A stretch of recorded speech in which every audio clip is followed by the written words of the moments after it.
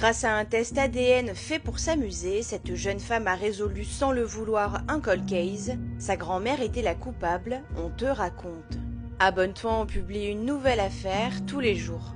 En 2022, la meilleure amie de Jenna Jaworowski, 23 ans, reçoit un test ADN pour Noël.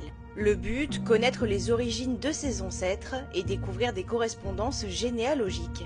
Amusée, Jenna décide de s'en commander un également, même si elle n'y croit pas vraiment. Les deux jeunes filles envoient chacune leur test, puis passent à autre chose. Un an plus tard, alors que Jenna est au travail, son téléphone sonne. C'est la police du Michigan qui lui demande si elle connaît l'affaire du bébé de Garnett, un cold case datant de 1997. À l'époque, un nourrisson a été retrouvé mort dans les toilettes d'un camping près du lac de Garnett, non loin de là où Jenna a grandi. Mais croyant à une arnaque, Jenna raccroche.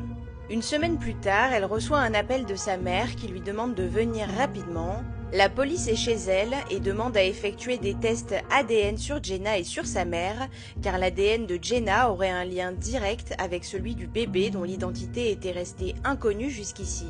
Les analyses révèlent alors que le nourrisson mort en 1997 était le demi-frère de la mère de Jenna, donc le fils de sa grand-mère maternelle.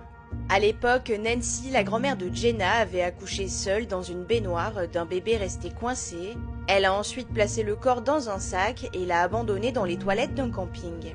Selon les enquêteurs, ce bébé aurait pu être sauvé si elle avait prévenu les secours, mais Nancy a expliqué qu'elle avait perdu connaissance et qu'à son réveil, le bébé était déjà mort. Aujourd'hui âgée de 60 ans, Nancy Jaworowski a été inculpée pour meurtre, homicide involontaire et dissimulation d'un décès. Son procès est prévu pour la fin 2025 et elle risque la prison à perpétuité.